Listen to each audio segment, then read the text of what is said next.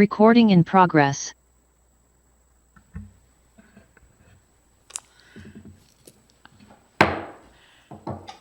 Okay, I call the special meeting of the City of Ashland Planning Commission to order for February 24th, 2026. I will note that the meetings are available on Zoom and RVTV, and the public can find information on how to participate in Planning Commission meetings in our public notices, as well as directions on how to find the full meeting materials, applications, and staff reports. I note that we have 6 of the 7 members present, so we do have a quorum. Announcements. Brandon, let me turn it over to you. I have no announcements this evening. Wow, okay. Consent agenda. We have approval of the February 10th, 2026 regular meeting minutes. They've been revised a couple times, but I think we all should have the correct version. Would somebody like to make a motion to approve the consent agenda?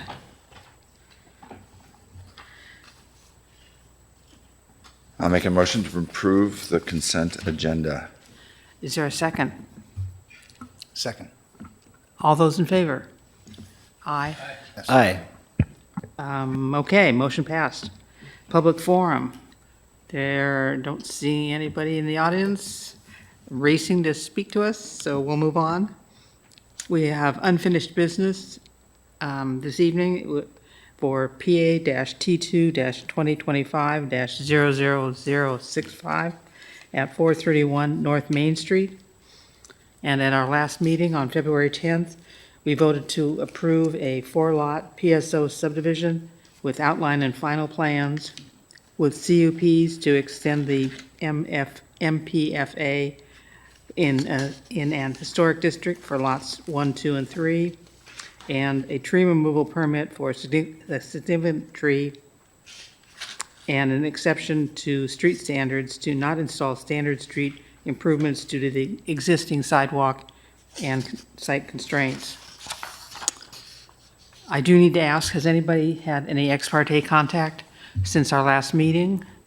Commissioner Herron? No. Commissioner Concarin? No, I wasn't at the meeting. Okay. Oh, okay. Commissioner Lininger? No ex parte. Commissioner, she's not here. Commissioner Marr? No. Commissioner Phillips? No ex parte. And I have not had any either, so we're good to go. Does anybody have any questions about the findings that are in front of you? And it looks like we have a new set, actually literally in front of us this evening. Chair Werner, I have a question about the findings. Sure. Thank you. With regard to the recitals, on page 5, item 9, at the very bottom of page 5, I'm wondering about the placement of the phrase "without prejudice" and whether it accurately reflects what my recollection is of the commission's approval was that the entire application was approved without prejudice with respect to lots 1 to 3. And I don't think it does accurately reflect that. And the reason is in our code, without prejudice is specific to denials. So a denial without prejudice means someone can reapply sooner than a year. But with an approval, someone can come back the next month and ask to modify it. Okay, so it's appropriately placed. That phrase is appropriately placed here with respect to lot 4 only. Yes. Okay, thank you. Great answer. Okay, any other questions? Would somebody like to make a motion?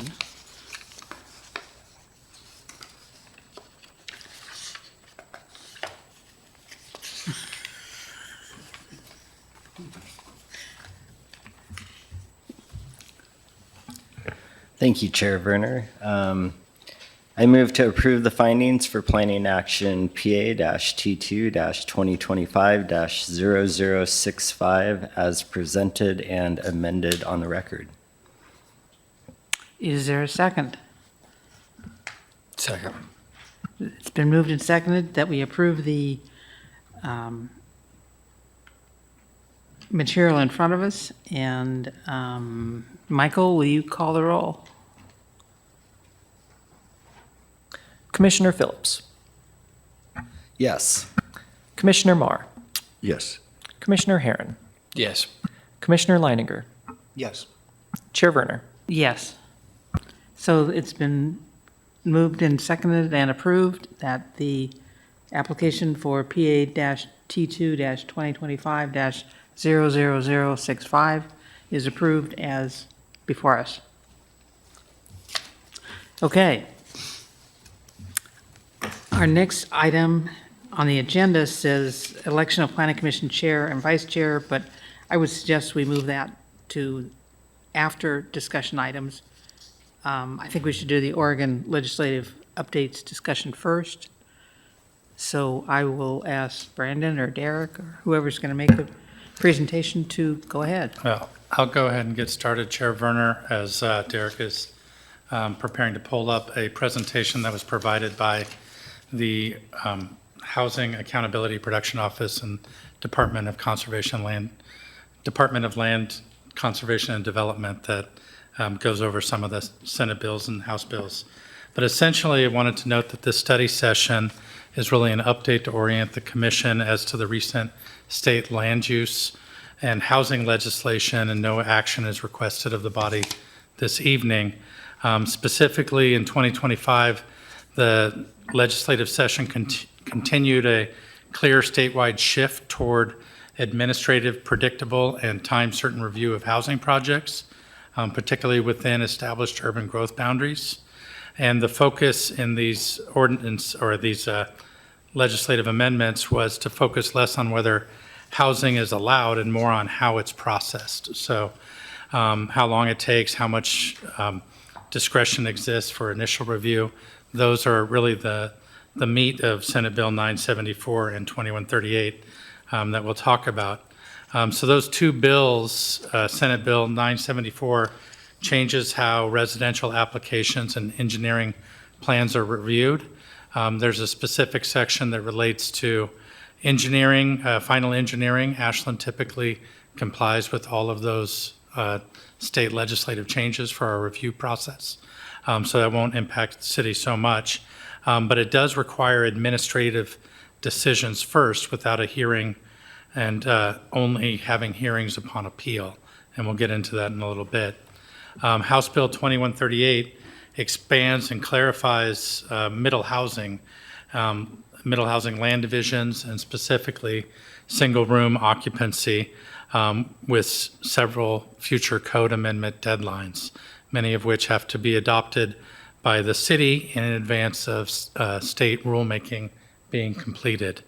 So I noted the kind of key themes being a shift from hearing-based to administrative review. We'll talk about the shift from type 2 and type 3 planning actions to type 1 planning actions, define timelines and completeness requirements that in part applies to that final engineering, and reduce discretionary and aesthetic review for housing. And I'll note with the exception of within designated historic districts where there's still allowances. So really the push is for housing production. So how can we address Ashland's housing needs as well as the statewide housing crisis?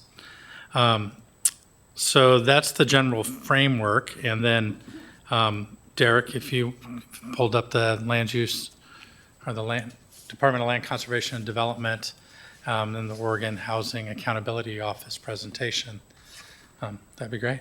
Yeah, I'll just run through this fairly quickly, and I'm not going to dwell a lot on quite a few of these slides because they're kind of probably beyond the scope of what anyone cares about tonight. The presentation is from a presentation DLCD and the Housing Accountability and Production put on for Southern Oregon Planners Network. So senior planning staff from all the cities in the region, hosted by City of Medford, met with them, and this is the presentation on several items. So the first of those was the Oregon Housing Needs Analysis in terms of kind of explaining what that is. And I mean, without going too deeply into it, It talks about the required adoption of housing production strategies and housing capacity analyses, and the recognition of a shared responsibility of the state and needs, a system of tracking housing production and equitable housing outcomes in local governments over time. There's a website set up through the state, I think looking at targets over the next 8 years. And then really looking at a partnership between state and local governments to remove barriers to housing, production, affordability, and choice. So there's a suite of programs dealing with how cities and the state can address housing and urbanization goals. There's 3 state agencies that are kind of administering this in tandem or in triplicate to hit on all the items. And again, I'm going to kind of scroll through these. I mean, the bulk of it is we've adopted our housing production strategy, and we're in the process of implementing individual strategies like the manufactured home park zone ordinance that's moving ahead. So, I mean, we're ahead of the game for a lot of cities in that we've already adopted those required documents. The state's putting together a number of resources specific to Goal 10 and Goal 14. And they're also adopting a housing acceleration program, the goal of which is for cities that are not meeting production strategy goals, the state would audit our programs and then propose modifications. So that's something that'll be out there for cities that don't meet the goals, that potentially, if the I didn't mean to cut you off. I was just looking to elaborate a little bit on where we stand in terms of our housing production strategies versus the Oregon Housing Needs Analysis, the 2026 targets. So the methodology that Derek spoke to, the state went through a process where they looked at future population growth statewide, determined how much housing would be needed to house essentially 144,000, the deficit that we have in housing now, and projected that over a 20-year period, and then provide a target to every city that you have to produce this number of housing units. Because that target was created after we adopted our 8-year plan, DLCD and Oregon Housing Needs Analysis and Housing Accountability Office acknowledged that communities that adopted a housing needs analysis on their own and adopted a housing production strategy, that stands for the period of that housing production strategy.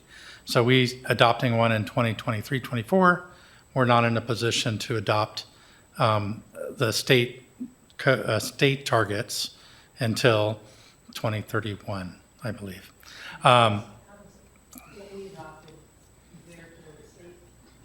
Yeah, so the state's targets, we anticipated we'd need over a 20-year period 854 units. The state target says that we'd need 3,500 plus. And of those, roughly 180 units per year.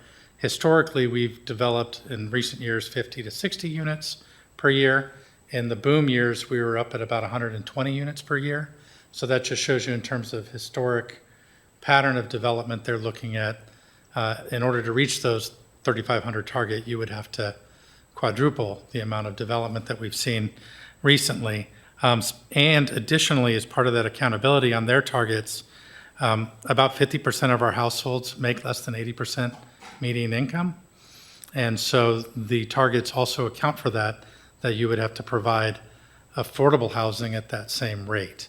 So of that 3,500 units, I think we calculated about 75 units per year would have to be subsidized housing to meet those targets. So again, it's not tenable given the subsidy that's available for a community our size or the development capacity of affordable housing providers in our region.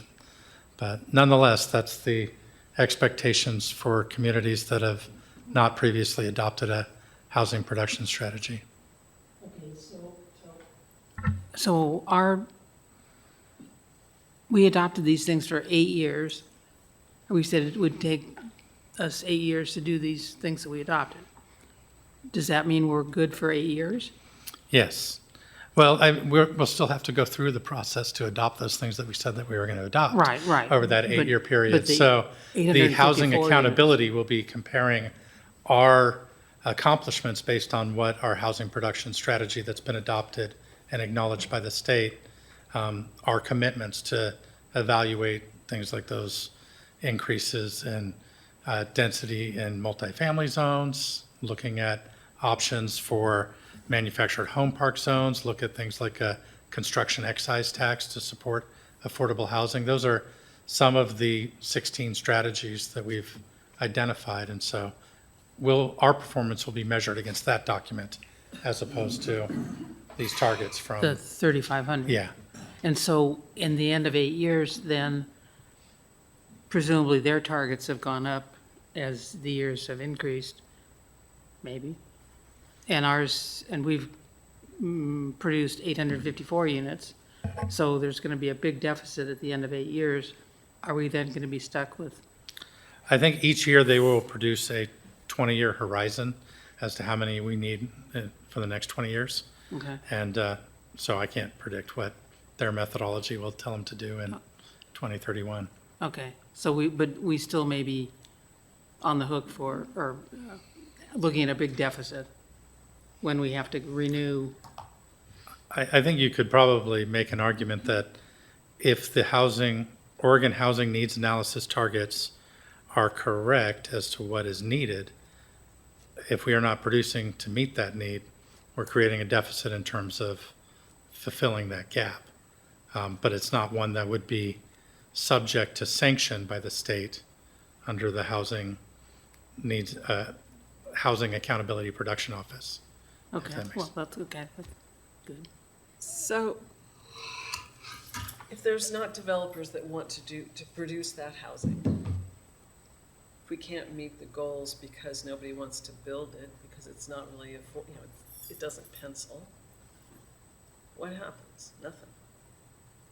I asked that very question during this conference and was told that so long as communities are making efforts to address the need and pass the legislation that they committed to in their HPS, that there would not be sanction, so. And the slide here, the third item, their acceleration agreement that they look for to make corrective action notes the state would focus on actions within a city's control. And we don't control the number of units built or what subsidies available. And then one other thing, it sounded like they're going to do away with planning commission review of most projects, and so it's up to the community members to appeal projects to get any kind of hearing. Is that what I heard? I think that's correct. Yeah, does this go into Senate Bill Yeah, that'll get 974? into that 'Cause that's short, under very that part. shortly. Okay, sorry. No problem. Yours. So the first of the two bills that we're talking about is House Bill 974, which gets to streamlining applications for housing. That includes a 120-day shot clock, similar to the shot clock we have for planning now on engineering review for final engineered plans, some new administrative review process for certain residential applications, and prohibiting certain design standards to 20-plus unit developments, except for multifamily projects. So again, a shot clock now going into effect July 1 of this year for engineering plans. And I believe Brandon noted that our current review process seems to meet this, and it's not really a concern. But it's very similar to the 120-day process for the land use side. And what does the engineering department think about that? Have you talked to them, Brandon? I have not. No, but we review the final engineering plans as part of the final outline plan for a subdivision. And so usually they're construction ready and submitted. I will talk to the engineering department about these timelines, but my understanding is that we're not exceeding them at this point. I mean, typically, the big part of our timelines are public notice requirements for meetings, and they don't have public notice requirements associated with these plan reviews. So it's typically, once they get a plan in, they can review it, have stakeholders comment, and make a decision So I'm not sure it's going to be as big of an Yeah, issue. the accelerated part might be within 30 days making a completeness determination once they receive a set of plans to get back to the applicant right away if it's deficient. Because this clock begins for the after completeness is determined. Or if it's submitted as complete, then the 120 days is inclusive of it. But if in the first 15 days, engineering said you're missing the following items, the clock starts when they submit those. I'm still a little confused, but, okay, I'm gonna wait and see if it comes. Let's see. The 974 also disallows the application of residential design standards for residential developments. However, it excludes applications with fewer than 20 units. So single-family project less than 20 would not be subject to this, or multifamily structures. Certain land use regulations, so things like our wildfire protection zone or hillside lands or water resource protection would be exempted. But those standards that are intended to preserve character, architectural expression, decoration, or aesthetic quality of new homes, which would include materials, roof form, accessory materials and finishes for entries or garages, window elements, trims, shutters, grids, fence types, architectural detailing, or balconies. So there's a fair number of typical residential design standards, which if we're talking single-family projects, we don't generally apply site review, so it won't be that big of an issue for us. And we also don't see many projects over 20 units. So I'm confused. Something about the disallows the application of design standards, but it excludes applications fewer than 20 units. So for applications under 20 units, you can have design standards? As I understand it, yeah. That's very weird. That's really So weird. they could build something huge and horrible. But and we one wouldn't of say a them. word, Yeah. But a smaller developer has to. Yeah. and we don't really, so, besides, how many pieces of property do we actually have within the UGB that could hold more than 20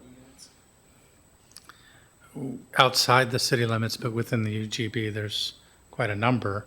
Yeah, But within the city limits. within the city limits,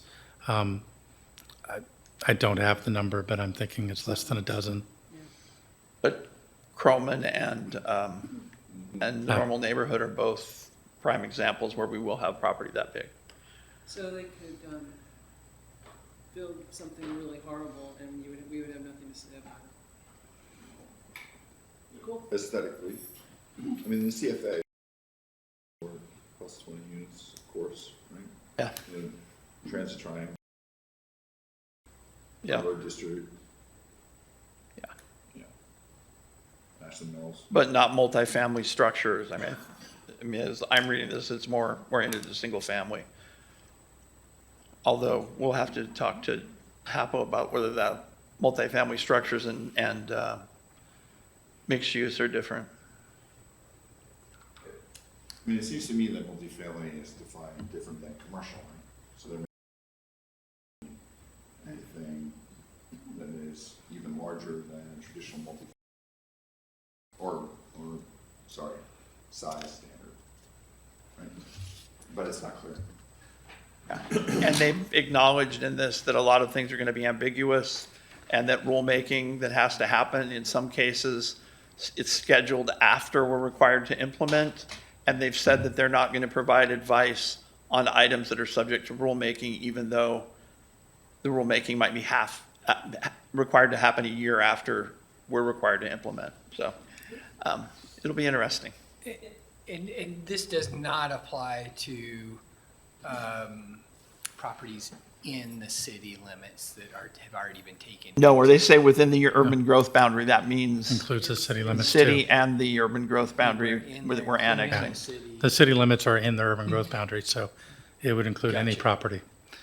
And to Derek's point, just to elucidate some of the concept that we had with the requesting the production office provide direction on Senate Bill 974, there's a provision in that that establishes new procedures for land use applications like we're talking about.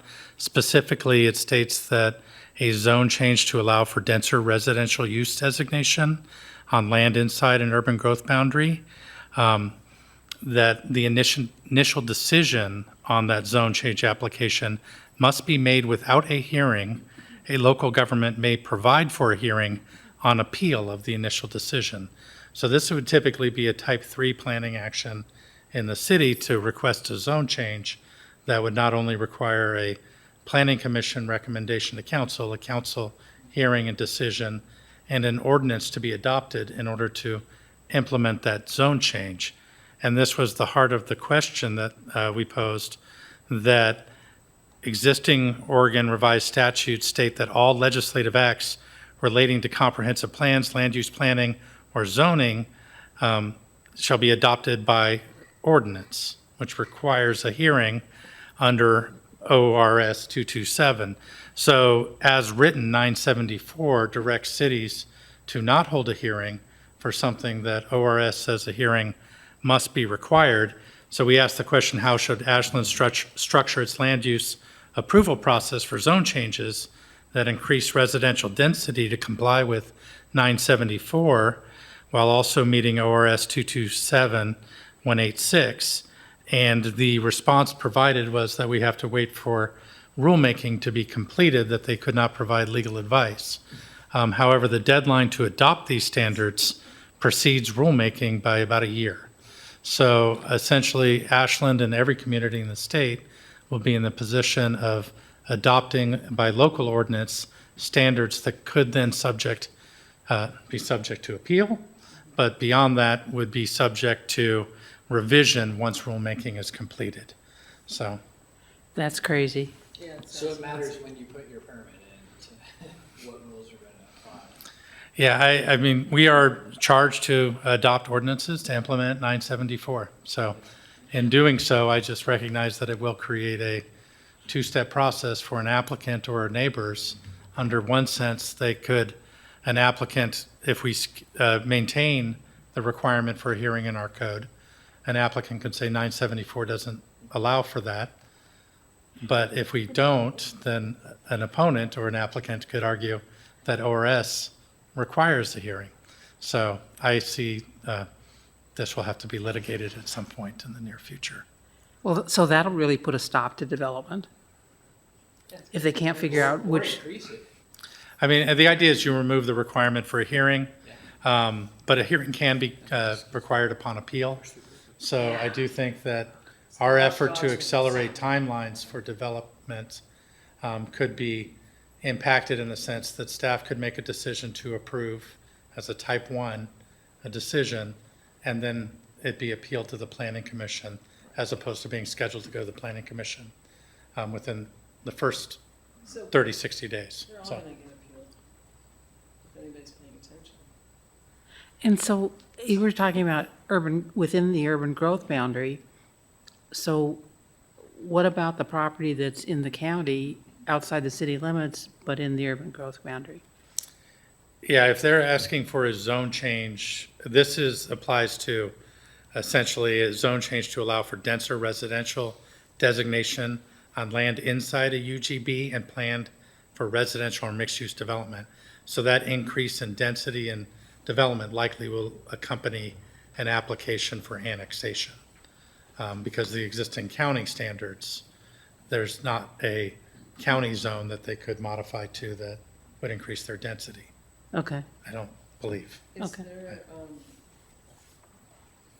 as yet, a standard for what can, basis for appeal?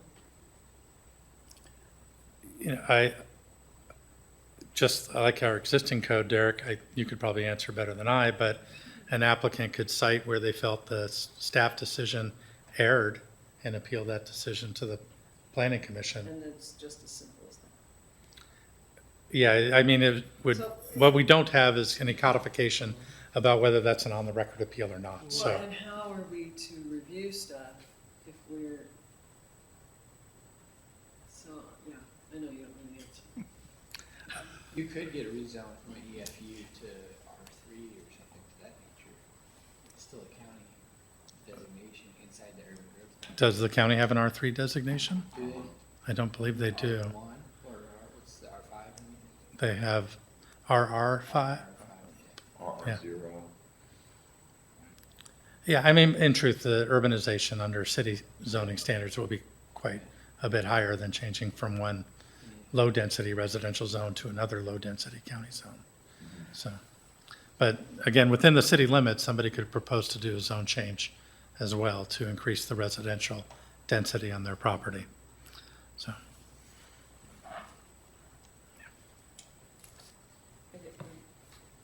The next piece is House Bill 2138, which again is going to require rulemaking. Those outcomes are pending, and in the interim, the state wants us to recognize there will be ambiguity about implementation. Key points in the bill, as Brandon mentioned at the start, get to middle housing, broader allowances for middle housing and different configurations, limits on where traffic impact analysis can be required, and then also bringing into play density bonus allowances for the middle housing land divisions, which for us are limited to duplexes as a required middle housing type. But with the density bonus allowance, affordability triggers the requirement that duplexes allow a third unit. So theoretically, somebody that's willing to provide an affordable unit or an accessible unit could propose 3 units on a single-family parcel and divide them and sell each one of them. Buy them and sell each one of them? Yeah, it's the middle housing land division lets somebody create, right now with a duplex, they can create saleable units on a single-family lot. So like And a lot sell- of them set up 3 lots. Yeah, and now they would be able to do 3 of them. And what's the affordability standard, 80%? I believe so. And does it, are there rules for lot coverage and sizes and setbacks and stuff? Do they still, So with Apply? middle housing, all of the parent parcel requirements apply. So you look at the lot coverage, solar, setbacks, everything for the parent parcel. But when you do the middle housing land division, you can draw lines to separate the 2 units or potentially 3 units now that really don't get to any of those as long as the requirements of the parent parcel are met. So they're saleable units, but they remain part of that parent parcel. So the lot coverage is still governed with the parent parcel. So it's a weird animal. It's almost like condoing single family. yeah, So it's really just about building, meeting fire code between all the units. Meeting fire code, the current requirement is that they have to provide separate utilities, which a lot of existing ARUs and duplexes don't. So that's sort of a barrier now. This new legislation is adding in the ability for cities to allow them to have shared water and sewer, which will enable some more of those pre-existing units that were built prior to the ordinance. I would note that we have an explicit code currently that requires separate water and sewer. So that would require a local amendment to utilize that allowance under the state. The state does not mandate that cities permit middle housing land divisions with shared water and sewer, but it does provide it as an option. So it'll be one of the items when an ordinance comes back for consideration. So it could be shared or metered. Is that correctly? Is that correct? On the 3 units could be shared or metered. I think that ours requires separate water, separate sewer. Overridden by this. It is, Well, that's you- what I'm stating. It's not overwritten by it. It's just an allowance that Yeah. cities can now. The prior measure said that they shall have separate utilities under the state law. And so they corrected that to say, if a city wants to allow for shared utilities, it can do so. Got it. Thanks. 2138 will also streamline the expedited review process and consolidate middle housing land division and subdivision partition review. One of the streamlining elements currently, we still have to notice middle housing land divisions like a land use action, and there's a potential for appeal. With this streamlining process, there's no public notice, and the only person eligible to appeal is the applicant. So nobody gets notice, and only the applicant can appeal.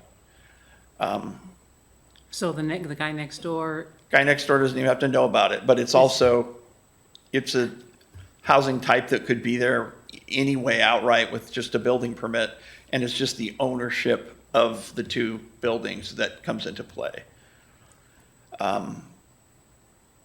In terms of consolidating the MHLD and subdivision and partition review process, that would mean if you have a subdivision plat, the applicant could propose 10 lots, and each of those lots would have a middle housing land division so that the duplex units they build on them would also be saleable. So a 10-lot or a 10-lot subdivision could have 20 saleable units.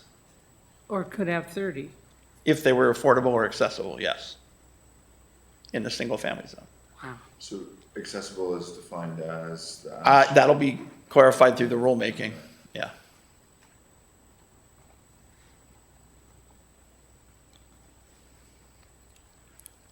Single-room occupancies, which came up somewhat in 431 North Main last month, will be looked at closer. There's provisions for how they relate to density, how much parking can be required, although we won't have to deal with that since we don't require parking at all.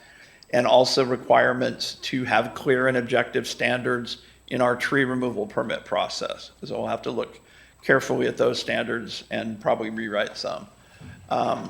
We'll invalidate CC&Rs in any subdivision that prohibit middle housing, duplexes, or accessory residential units will just not be enforceable. And then directs the state to do rulemaking for all these issues.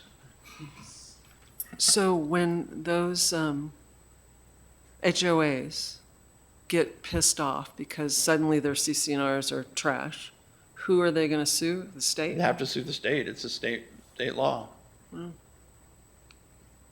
Interesting.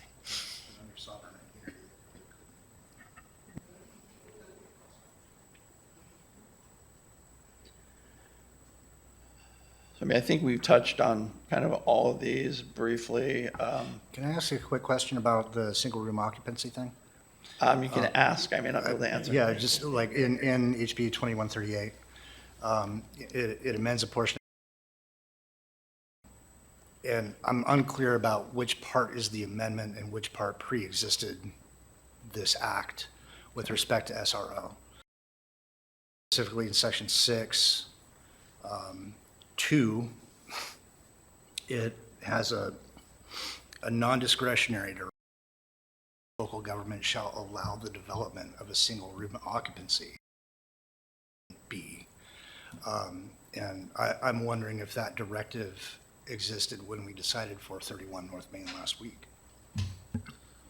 We processed 431 North Main with the proposed SRO as a single-family residential unit with 6 bedrooms sharing 1 kitchen. So we don't have a SRO section in our code. I think that this legislation directs us to create that and incorporate it. And that is one where we have to have that adopted by January 1st of 2027, and the rulemaking will be complete on January 21st or January 1st, 2028. So that is a prime example of that this body will be in a position to wrestle with what to adopt at the local level with the expectation that it may need to be amended the following year. And with or without notice would be something we would have to decide as well. Yeah. And I do think a key piece of this legislation for SROs is saying that you have to allow basically 3 times the density of the underlying zone in SRO units. So if you had a 6-unit SRO would only be treated as 2 units from a density standpoint. So doesn't it contradict the whole idea of anything under 20 units? I mean, so it doesn't make any sense. So I think that 3 SRO units from that would count as one unit. Right, but it's not, So, if you can, but for the purposes of density, yeah, it's a good question. Just for what it's worth, I noticed that in 974, that part, section 8, that would allow, big monstrous 20-plus unit developments without residential standards, that part sunsets in 2033.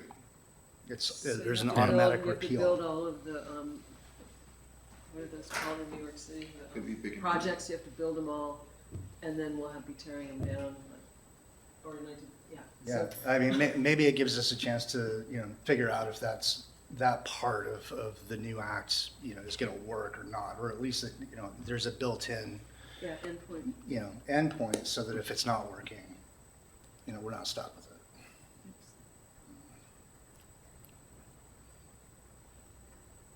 I'd just like to make a note that just because we're not judiciating the look of it, doesn't necessarily mean that it won't come out well.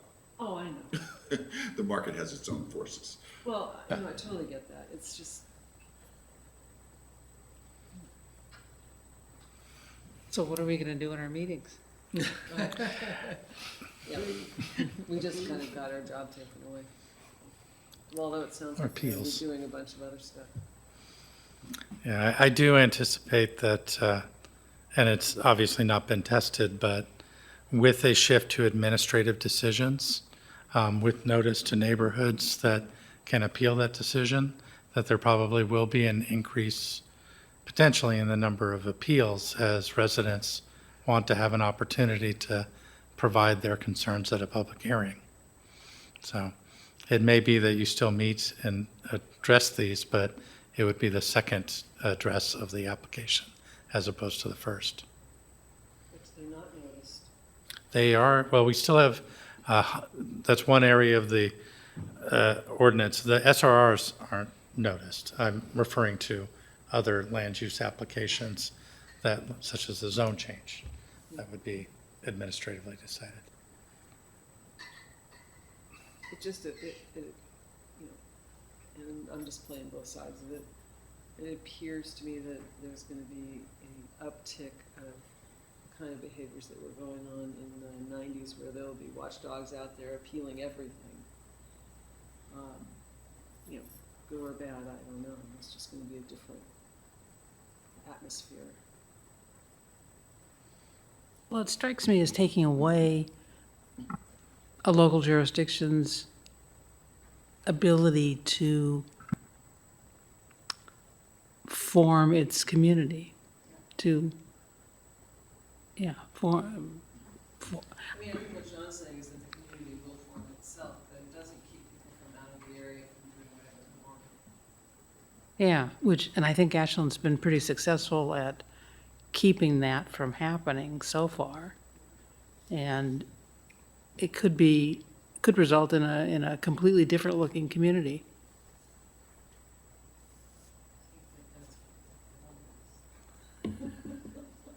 From those on high.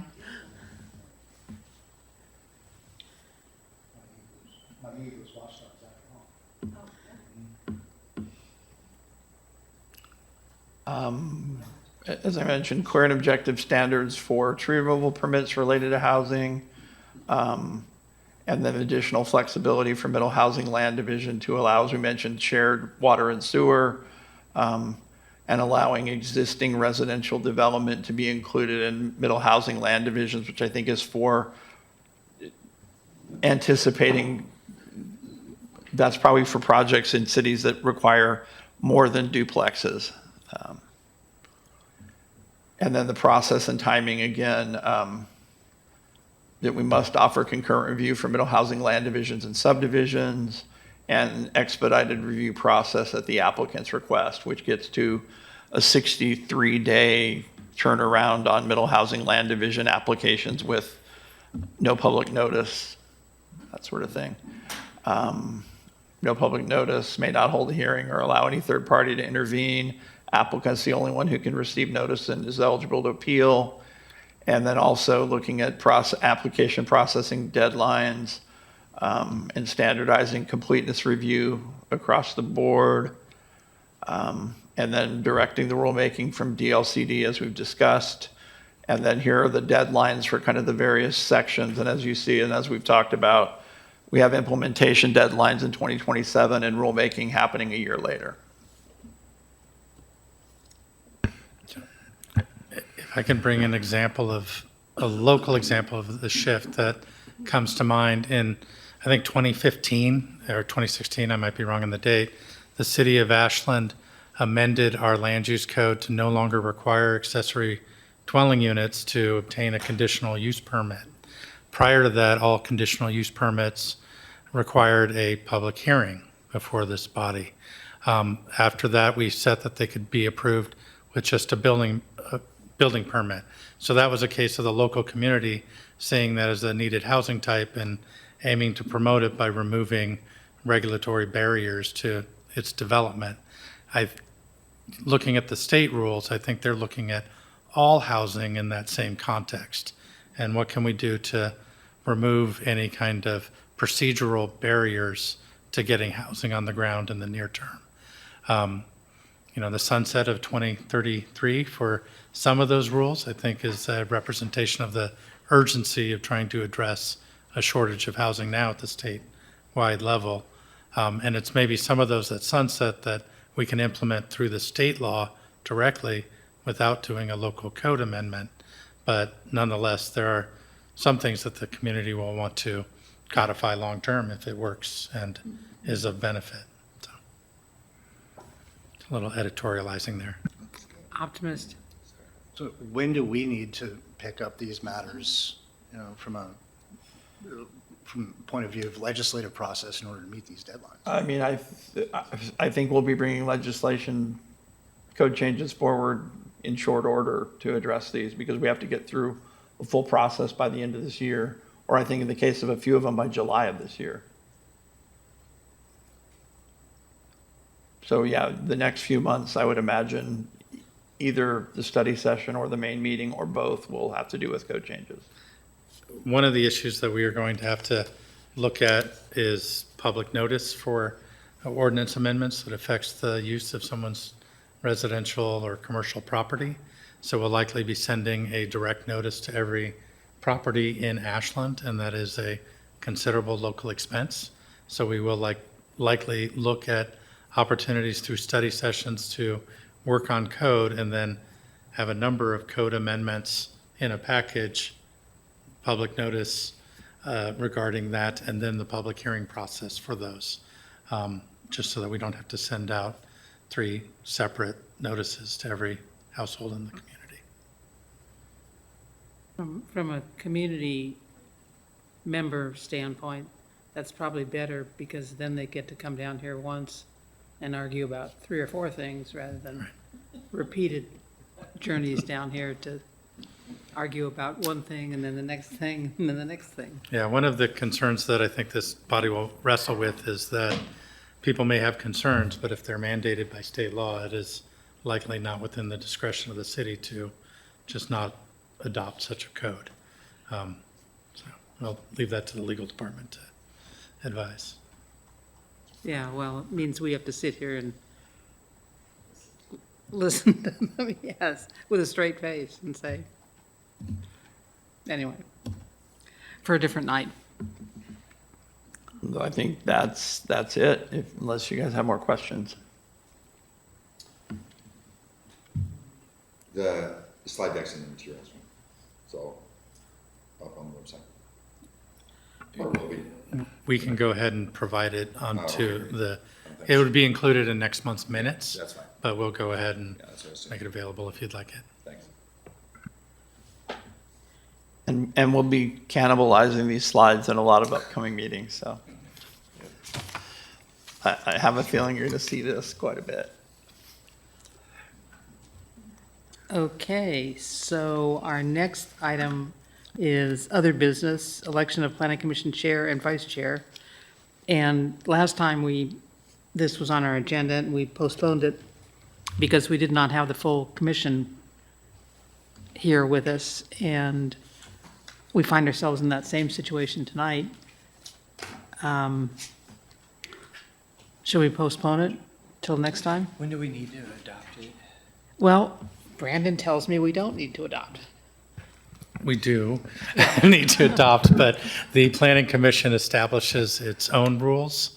And so under the consulting with the city attorney's office, they indicated that the election of chair could be defined for the Planning Commission, Parks Commission, and Budget Committee, distinguished from that of the other standing advisory committees. And so you guys can establish rules that work for this group for that election of chair. And So what we've been operating under is about a 1-year-ish kind of term. And I was thinking that, and so the new rules for the other commission, for the advisory committees, are that they have chairs that have no more than 2 1-year terms, and then they cannot be chair. And I was operating under that thought, but Brandon tells me that what the city attorney was ruling was that since we can make our own rules, we're not bound by that. So, yeah, I could be chair for life. We'll make a new So, rule. but there's two questions. Do we want to postpone There, yes, Yeah. until next meeting or not? I think that- that's the first one, yeah.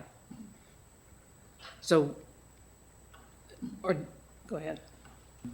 I'm not going to be here next meeting, just as a heads up. Okay. Well, we could, We do a doodle poll to elect officers. well, that is an action of the commission, so it has to be done in a public meeting. This was a special meeting because of the adoption of findings, and as such, affords you the ability to make a decision at this meeting. But you can't do it at a normal study session, and you can't do it electronically through a chain meeting. But there is state legislation in process to allow serial meetings via email. Yeah, okay, Can I make a motion? sure. It kind of overrides the election thing. I move to consider, if we can just, I don't know, Russell, I need your help.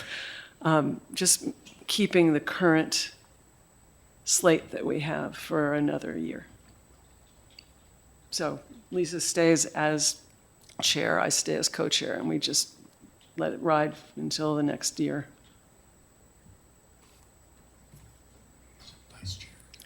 I'm vice, whatever I am. Vice, sorry. So that's a motion. That's a motion. It's a Is there- sloppy one, but it's a motion. Is there a second to that motion?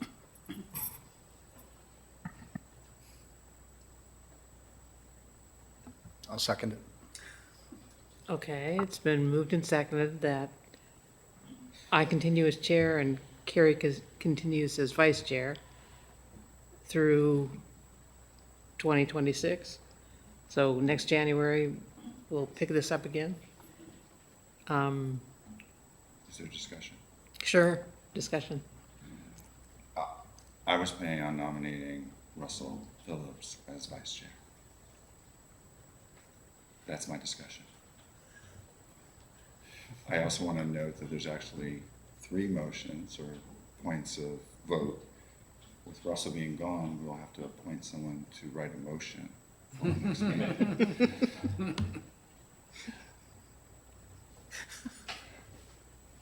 Okay. Well, we have a motion on the floor, so let's take a vote on it. Can I offer a point of discussion before we Sure.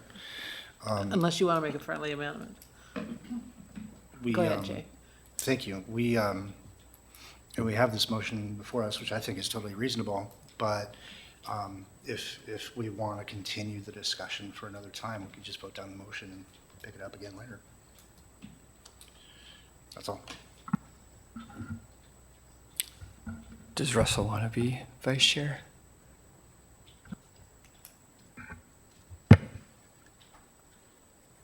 I would, yeah.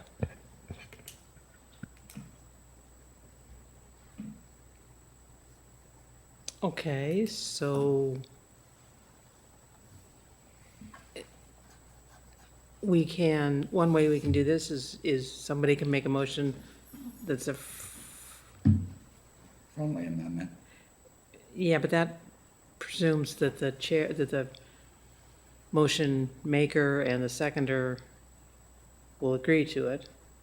And if they don't, then you can make a separate motion, get it seconded, and we can, then the second motion takes precedent, so we vote on it first, and then on the main motion. Can I just withdraw my motion? Sure? Okay, it's withdrawn. Okay, okay. So no motions on the floor. So let's start again. I would like to make a motion to nominate Russell Phillips as the vice chair and Chair Werner as the chair. Okay, is there a second? Second. Okay. Any discussion? Okay, all those in favor? Aye. Aye. Yes. Okay, that passed. Wow, that was easy. Okay.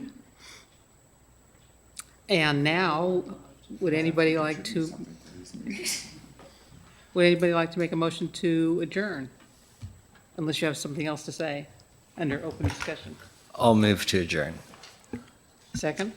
Second. All those in favor? Aye. Aye. Okay. 1 hour. Wow.